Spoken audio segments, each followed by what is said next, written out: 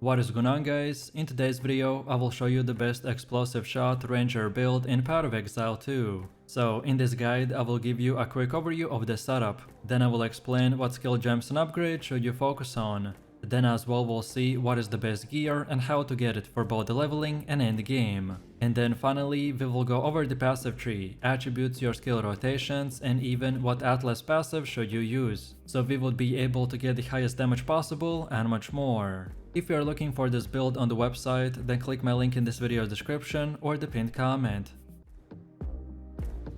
This setup is known as the explosive shot build, which, as you can see from the gameplay, can blow up and destroy a huge amount of enemies by using the explosive shot. However, for our playstyle to work, we will need to use the tree dragon mask, but lucky for us, this headpiece is pretty cheap and easy to acquire by just simply buying it or trading it. This build got a recent shock buff, which means that now by using the specific items, we will convert our ability to ignite with fire damage to now get a shock chance instead. And besides the explosive shot, we also have the shock burst rounds, which will be our main way to deal damage against a single target. It only will work if the target is shocked by releasing a deadly pulse that unleashes one of the craziest DPS skills currently in the game. So if you like the playstyle and you want to use one of the best meta builds that is quite easy to get, then here it is. So let me show you the build, and for the main class I have chosen to go with the ranger and our ascendancy is the dead eye. Then for the first skill we have the explosive shot, and for support gems we want to go with the scatter shot, conduction, martial tempo, fire penetration and the rising tempest. Then second we got the shock burst rounds with the concentrated effect, primal armament, lightning infusion, heft and the fresh clip. Then next we got the Herald of the Thunder with the Ice Bite, Innervate, Glaciation and the Lightning Penetration. Next we have the Herald of the Ice with Magnified Effect, Cold Infusion, Cold Penetration and Cold Mastery. Next up we have the Herald of the Ash with just the Fire Mastery. Next we got Wind Dancer with the Blind. Next we have Emergency Reload with Premeditation, Ingenuity and Persistence. And finally for the last two we're using the Overwhelming Presence and Voltaic Mark, with no support gems whatsoever. Most of this build is structured around using the explosive shot to delete enemies in seconds, so we use gems and skills that will support and increase their size and damage, while the rest are powerful buffs and utility skills that usually get activated in the background. Next we also have a leveling build, in case if you are starting your journey from level 0 and you want to use it up until about level 25, where you should start getting our most important skills. So first off we have the lightning arrow with the martial tempo and the lightning infusion. Then next we have the lightning rod with a scatter shot and magnified effect. And finally we're using the escape shot with the deep freeze and concentrated effect.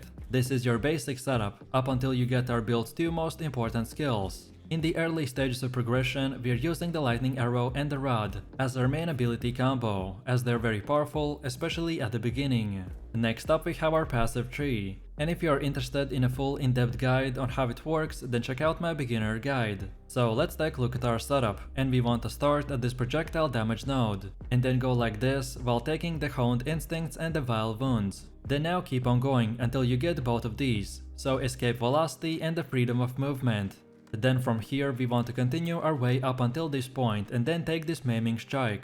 Then from here we want to circle back a little, and from this point just go to the left side, and just by following this path you pretty much want to get this entire place. And then from this point and onwards you can unlock the rest of the nodes in whatever order you prefer. All of these nodes that we got are very useful, but the ones I mentioned have the top priority, as they're the most important ones to acquire early on in the game, to make our build functional, and then in the late game to make it even more powerful. Also, as far as attributes go, you just simply want to fulfill your attribute requirements for gear and skill gems, and then after that spend the rest of your leftover attributes into more dexterity. And then now let's go all the way to the middle again, and for Ascendancy build this is what we have. So at the beginning you want to unlock the Gathering Winds, as it increases your movement speed and attack speed, while also giving you a huge evasion boost. Then second we get the Point Blank, which this time will increase your damage to close proximity targets. Then next we want to get the Endless Munitions, as it increases both your clear speed and the single target damage. The third trial is usually pretty hard, but this is definitely worth doing as soon as you can, as this will give you a huge DPS boost. And then finally we want to get the Wind Ward, as especially when you're doing higher tier maps and content, you will need all the damage reduction that you can get. In PoE 2, earning skill points take a lot of hard work, so it will be very smart not to spend your points recklessly. Of course, you can refund your passive points later, but only at a cost, so following a specific setup is extremely useful. If you are following this build, then make sure to not to deviate from it, as some of the decisions that I made might not make sense at first, but is going to pay off later. So feel free to use the exact same path as I have right here. And don't forget to check this video description to find the link for this website, and this should make it easier for you to follow the tree. Next up we have our Atlas passives, and the general idea behind this is to aim for bonus passives that spawn a lot of grouped up monsters, such as in expeditions or in rituals. So when we start, we wanna first of all go to the left side and get all of these nodes, and then keep going down until you get to this keystone called the Deadly Evolution. And then from this point and onwards, you can unlock the rest of the nodes in whatever order you want. But then on top of this, we have even more passives, which in order you unlock them doesn't really matter. So this time it's again up to you. And this is how it should look like for the ritual. Then next we have Delirium. Then third we have bosses. And then on top of that we have the pinnacle bosses. Then next we also have our expedition setup. And then finally our breach setup. Now let's move over to the next part, which is the gear. And the weapon of our choice is the Expert Forlorn crossbow with a crit and weapon speed. And for the main bonus stats, we want to aim for increased physical damage, adds more to physical damage, and loads from 1 to 2 more additional bolts, which is also a big DPS increase. Our crossbow is pretty much the core of this build, so we wanna get as high physical DPS and as quick reload speed as possible. Then for the helmet we have the 3 dragons with evasion and energy shield. And for the base extra stats we get increased evasion and energy shield, more to all elemental resistances, and most importantly, our fire, cold and lightning damage hits will now contribute to the shock chance. As I said previously, the 3 dragon mask is the main component that holds this build together, and without it this is not very optimized, which means that you wanna definitely get this item before starting your endgame journey. Then for the chest we have the expert serpent scale coat with a lot of evasion, and for more we want to get even more evasion, then max life and fire and chaos resistance. Then for belt we have the ornate belt with reduced charm charges. And for more we want max life, evasion, plus 2 charm slots and fire resistance. Then for the gloves we go the expert spin bracers with the evasion, and for more we need adds to physical damage to attacks, then max life, also increased attack speed and chaos resistance. Then for boots we're using the expert lizard scale boots with increased movement speed, evasion, max life, cold and lightning resistance. And then for our first and second ring we got the same thing, which is the prismatic ring with percentage to all elemental resistances, and for more we got max life, max mana, and fire and cold resistance. And then finally for the amulet we have the Ember amulet with strength, more to spirit, max life and chaos resistance. No matter which gear you choose, just at least try to get 75% resistance cap. This is a starter setup, which would be more of an example of what stats and prefixes to look for.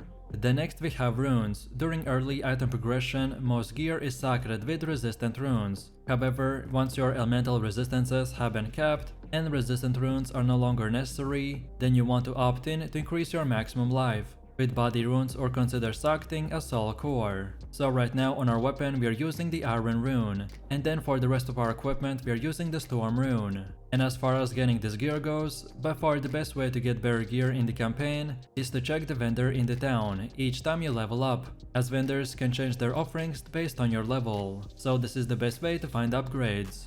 And then after level 65, you just wanna keep continuing repeating your maps until tier 16. And again, for more in-depth tutorial, check out my gearing guide video. Then on top of this, we need to quickly look into the charms. Charms are incredibly useful, as by having the right one equipped at the right time can save you from dying. If you are struggling with certain bosses, then look into what damage type they are using, and then use that specific charm to increase your resistance. For me personally, I like to use the Stone Charm for stuns. Then next we have Taving Charm for when I become frozen.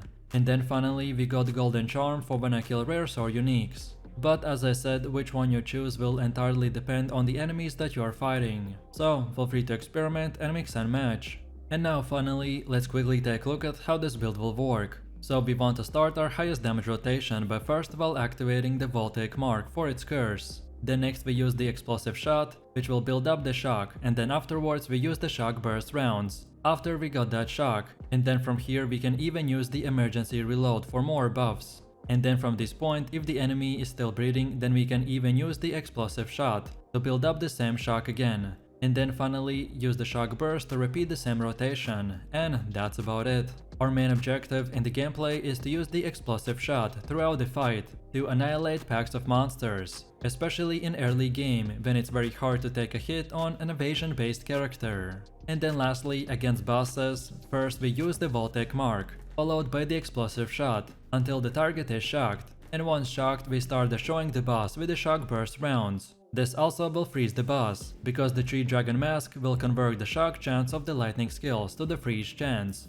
And after the shock burst round is almost empty, you then want to use the emergency reload to instantly reset it and get a huge damage boost. So, let me know what you think about this build in the comments below. If you enjoyed this, then you definitely don't wanna miss my top 3 best ranger builds video, where I showed even more powerful builds. So click the screen now and I'll see you in the next one.